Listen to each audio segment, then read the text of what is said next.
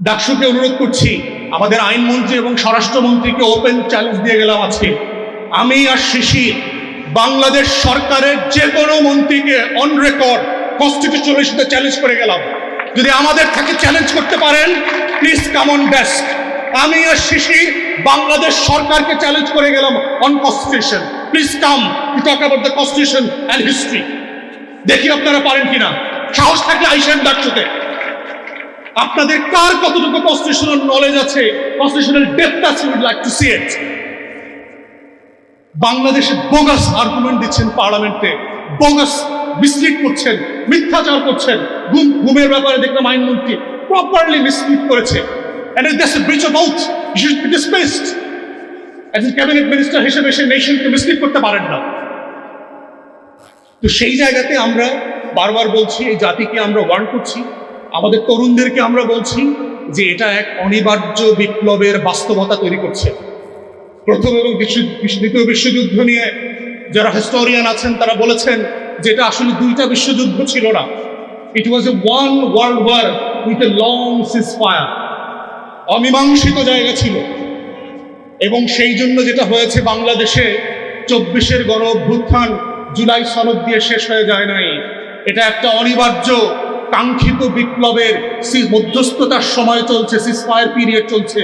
এবং আমরা দেখতে পাচ্ছি আকাশে যে টর্নেডোর কালো মেঘ বৈশাখের চেপে বসেছে, এই রাজনীতির কালো বৈশাখ আবার কয়দিন পরে এই রাজনীতির আকাশে ফিরে আসবে। আমাদের তরুণরা আবার মুক্তির লড়াই নিয়ে আবু সাইদ, মুগ্ধ, ওয়াসিম, শরীফ ওসমান হাদির মতো আবাবিল হয়ে আবার বাংলার আকাশে ফিরে আসবে, শুধুমাত্র এইটা বলবার জন্য বুকের ভেতর অনেক ঝড়, বুক পেতেছি গুলিকর, লাখো শহীদের রক্তে কেনা দেশটা কারো বাপের না। আজাদির প্রশ্নে, ইনসাফের প্রশ্নে আপোষ না করে আমরা লড়াই করে যাব বাংলাদেশের লাল সবুজের পতাকার জন্য। এটাই হচ্ছে 24-এর গণ অভ্যুত্থানের সেই অবিসংবাদিত জায়গা যেই কায়েম করলেন। নেপালের কথা মনে নাই? নেপালের আন্দোলন কোথায় শুরু হয়েছিল? আপনাদেরকেও মনে করিয়ে দিচ্ছি, এই নেপোকিটদেরকে বাংলাদেশের তরুণরা আবার প্রতিরোধ করবে ইনশাআল্লাহ। বাংলাদেশের ইতিহাস সাক্ষী, these are not tolerated for years and years, for hundreds of years. These have been evident for the nation and the students. These have been the place for evidence. This has happened in the past and shall happen in the future for the same given reason. এটা হইতেই হবে, এটা মুক্তির লড়াইয়ের অঙ্গীকার ছিল আমাদের। সেই নেপোকেটসরা আবার বাংলাদেশে নতুন করে সুটটাই করে ফিরে এসছে, যাদের আয়োটা অফ এভিডেন্স কোনো কন্ট্রিবিউশন নাই গত জুলাইয়ের অভ্যুত্থানে, ন্যূনতম কোনো অভ্যুত্থানের কোনো কন্ট্রিবিউশন নাই। এক্স্যাক্টলি দেখেন 72-এর সংবিধানে কিভাবে আমাদের সাথে প্রতারণা করলো। বলা ছিল একটা গণতান্ত্রিক রাষ্ট্রের কথা স্বাধীনতার ঘোষণাপত্রে ছিল। বাংলাদেশের ইতিহাসে সোনার বাংলায় প্রথম নির্বাচন, the old enough to remember and those good enough to read the books of history, 73-এর মার্চের প্রথম নির্বাচন করেন। বাংলাদেশে জাসদ সবচেয়ে বড় বিরোধী দল ছিল, তাদেরকে কোথাও ইলেকশন ক্যাম্পেইন করতে দেওয়া হয়নি। 100-র উপর ক্যান্ডিডেটকে পিটায়, জেলে ভরে, হত্যা করে নাই করে দিয়েছে। শেখ মুজিব নির্বাচনের পরে বঙ্গভবনে দাঁড়িয়ে বলেছে আজকে বাংলাদেশে কোনো বিরোধী দল নাই, শেখ মুজিব বলেছে অন রেকর্ড। তাহলে 73-এর নির্বাচন তার ফল, আর আমার স্বাধীনতার ঘোষণাপত্রে আপনি কি বলা ছিল, আর 72-এর ইনস্ট্রুমেন্ট দিয়ে ইলেকশনটা করলেন, এক্স্যাক্টলি আপনি আমার মুক্তির লড়াইয়ের সাথে আবার বেইমানি করলেন, exactly using or excusing with the same instrument of politics.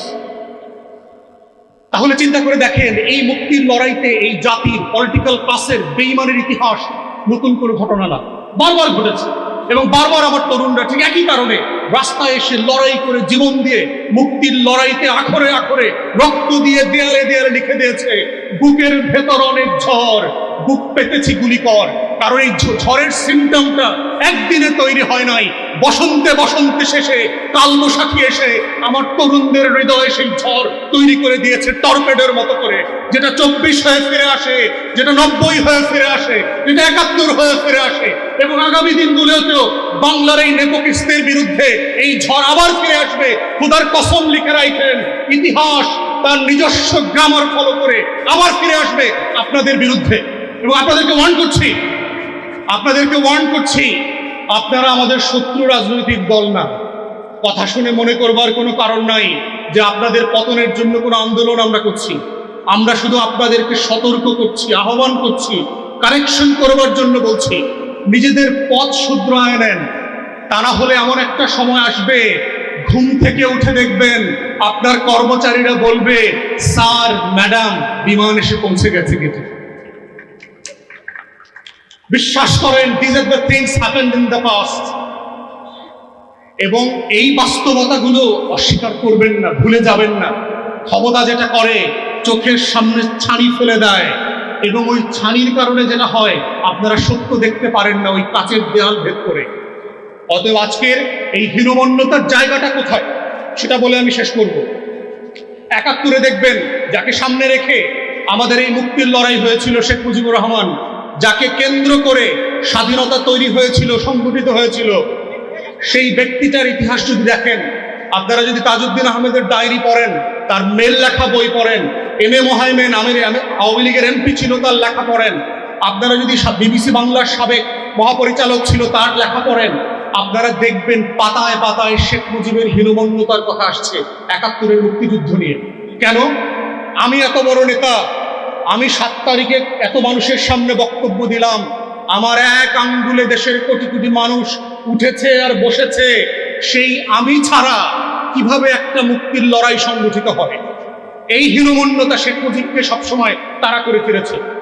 Tajuddin Ahmed তাকে বারবার বলেছে, আসেন মুজিব ভাই, আপনাকে আমাদের মুক্তির লড়াইয়ের গল্পটা বলি।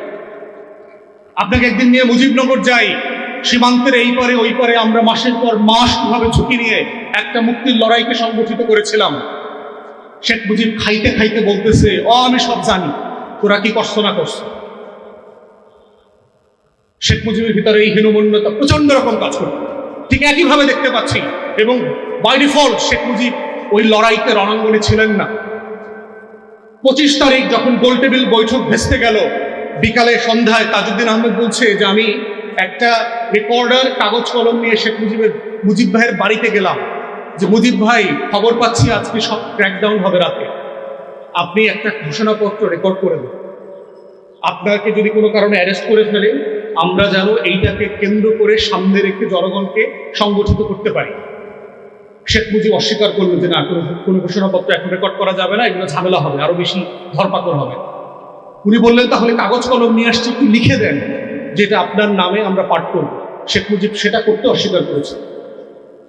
এই শেখ মুজিবের নামে যিনি ঘোষণাপত্র দিতে অস্বীকার করলেন, যিনি বক্তব্য রেকর্ড করতে অস্বীকার করছেন, অথচ তাকে সামনে রেখে একটা মুক্তির লড়াই সংগঠিত হয়েছে, তার ভিতরে এবং তার ৭১ পরবর্তী আচরণ পুরোটা মিলিয়ে দেখা যায় যে ৭১ মুক্তির লড়াইতে শেখ মুজিব, শেখ পরিবার এবং আওয়ামী লীগের বড় একটা অংশের যে হীনমন্যতা, এবং এই হীনমন্যতা কাটিয়ে উঠতেই তাকে চেতনা ব্যবসা করতে হয়েছে গত ৫৫ বছর। সে মুক্তির লড়াইটাকে ঘোষণাপত্রের আলোকে একটা রিপাবলিক করবার, বিনির্মাণের চেষ্টা সে করে নাই, বরং মুক্তির লড়াইকে নিয়ে সে ব্যবসা করতে চেয়েছে, স্বাধীনতার ঘোষণাপত্র নিয়ে ব্যবসা করতে চেয়েছে, মুক্তিযুদ্ধের শহীদদেরকে নিয়ে ব্যবসা করেছে। একটা তালিকা পর্যন্ত হয় নাই এই সোনার বাংলায়। কত অসভ্য রাষ্ট্র আমরা চিন্তা করেন, আমার এই দেশের জন্য যে মানুষগুলো জীবন দিয়েছে তার একটা তালিকা পর্যন্ত নাই। আপনি ভিয়েতনাম মেমোরিয়াল দেখে আসেন, ৫৯,০০০ প্লাস সৈন্যের প্রত্যেকের নাম সেই ভিয়েতনাম মেমোরিয়ালে লেখা আছে। আপনি এখন ট্রাফালগার স্কয়ারে যান, আপনি লন্ডনে গেলে দেখবেন, হাইড পার্কে গেলে দেখবেন ২০০৫ সালে ৭/৭ বোম্বিং এ যে ৫২ জন মানুষ মারা গেছে, প্রত্যেকের নাম সেখানে খোদাই করে দেওয়া আছে। আপনি ওয়ার্ল্ড ট্রেড সেন্টারে যান নিউ ইয়র্কে, ৯/১১ ঘটনার ৩,০০০ প্লাস কাছাকাছি মানুষের প্রত্যেকের নাম খোদাই করে দেওয়া আছে। আমার শহীদদের একটা তালিকা নাই, সংখ্যা আছে ৩০ lakh. Do you understand? 3 million. ৩০ lakh কি জিনিস, সেটা কয়টার পেছনে কয়টা সংখ্যা লাগে আপনি বোঝেন? আওয়ামী লীগ এই হীনমন্যতার কারণে সেগুলো নিয়ে রাজনীতি করেছে। প্রয়োজন ছিল। আপনার লড়াইতে ১০০ লোক মারা গেল, that's good enough, it's a change for the state. আমার একটা রাষ্ট্র প্রকল্প আছে, একজন লোক না মারা গেলেও কোনো সমস্যা নাই। আমার রাষ্ট্র প্রকল্পের সাথে মৃত্যুর সম্পর্ক নাই, এটা আকাঙ্ক্ষার স্বপ্ন, স্বপ্নের সম্পর্ক। আমি একটা রাষ্ট্র বানাতে চাই, যেই রাষ্ট্রটা আমার স্বপ্নের যে বড় হবে, আকাশ সমান হবে, তেমন একটা রাষ্ট্র চাই। সেই রাষ্ট্রটা শেখ মুজিব আওয়ামী লীগ করতে পারে নাই বলে তার হীনমন্যতা। এক্স্যাক্টলি দেখবেন বিএনপি নেতাদের মধ্যে, সে ২৪-এর আয়নায় যখন তাকায়, বিএনপির কোনো মিছিলের ছবি নাই। সে যখন ২৪-এর আয়নায় তাকায়, বিএনপির ব্যানার ধরা কোনো মিছিল নাই। সে যখন ২৪-এর আয়নার দিকে তাকায়, ছাত্র তরুণদের সাথে একসাথে বিএনপির নেতারা মিছিল করছে, তেমন কোনো প্রতিবাদের ঝড় নাই। বরং তারা অন রেকর্ড বলেছিল এটার সাথে আমরা নাই। এই হীনমন্যতা বিএনপি তারা করে ফিরছে। সে যখনই 24-এর আয়নায় তাকায়, সে এনসিপি কে দেখে, এবি পার্টিকে দেখে, তরুণদেরকে দেখে, নাম না জানা 1400 শহীদকে দেখে, 26,000 আহত মানুষকে দেখে, 600 অন্ধুকে দেখে, কিন্তু সে বিএনপিকে খুঁজে পায় না। এই হীনমন্যতা তাকে 24-এর জায়গা থেকে তাড়া করে ফিরছে। এবং এক্স্যাক্টলি তার নেতারা 71-এর মতো পালায়া ছিল, জেলে ছিল, তারা হলে বিদেশে ছিল। Exactly same phenomena. মনে হচ্ছে 71 নতুন করে 24-এ আবার নতুন করে রিস্ক্রিপ্টেড হয়েছে for the nation to remember. এই হীনমন্যতা যদি বিএনপি উঠাইতে না পারে, এটার কারণ হচ্ছে আজকের আমাদের লার্নের ফ্রেন্ডরা, আইনমন্ত্রী, আমাদের ডিপার্টমেন্টের বড় ভাইরা, আমাদের স্বরাষ্ট্রমন্ত্রী, ওনারা আমাদেরকে প্রত্যেক দিন আইন শেখায়, অ্যাজ ইফ বাংলাদেশে ওনাদের মতো আইন বোঝা মানুষ আসলে নাই। বাংলাদেশের এই মুহূর্তে সবচেয়ে বড় সংকট যেটা, সেটা আমার লার্নের ফ্রেন্ডস লিগাল জায়গা থেকে বলবার চেষ্টা করেছেন। Yet, my understanding, it's a political question. এবং এই সংকটের মোদ্দা কথা হচ্ছে যে একটা রাজনৈতিক প্রশ্নকে সংবিধানের দোহাই দিয়ে আন্ডারমাইন করবার মধ্য দিয়ে যেই কৃত্রিম সংকট অপ্রয়োজনে তৈরি করা হচ্ছে, এই ঘটনা কিন্তু এই সোনার বাংলায় নতুন কোনো ঘটনা না। এটা শত শত বছরের আমাদের রুলিং ক্লাসের যেই খাইসলতি সমস্যা ছিল, তার একটা reflection of the 26th version. তো সেইখানে আমরা হিস্টোরিক্যালি দেখেন যে জুলাই সনদের মতো একটা স্বাধীনতার ঘোষণাকে পত্র কিন্তু আমাদের মুক্তির লড়াইতে ছিল 71 সালে 17 এপ্রিল, যেটা আমাদের অস্থায়ী সরকার ঘোষণা করেছিল। And there was a brilliantly drafted Declaration of Independence. পৃথিবীতে খুব কম জাতি যারা স্বাধীন হয়েছে তাদের স্বাধীনতার ঘোষণাপত্র থাকে।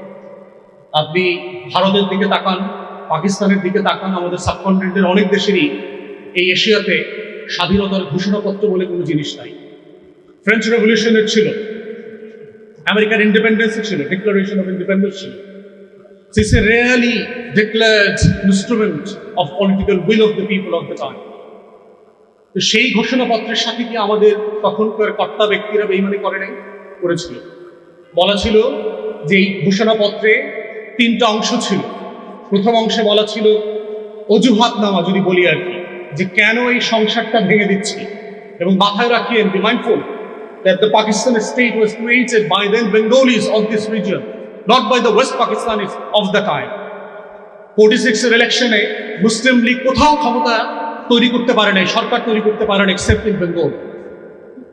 সেই জায়গা থেকে যারা পাকিস্তান রাষ্ট্র বানিয়েছে এবং লাহোর রেজলিউশন থেকে শুরু করেন, মুসলিম লীগের প্রতিষ্ঠাতা, এই সব জায়গাতে আপনার মুসলিম লীগের কনফারেন্স হয়েছে গত 7 শুরুতে।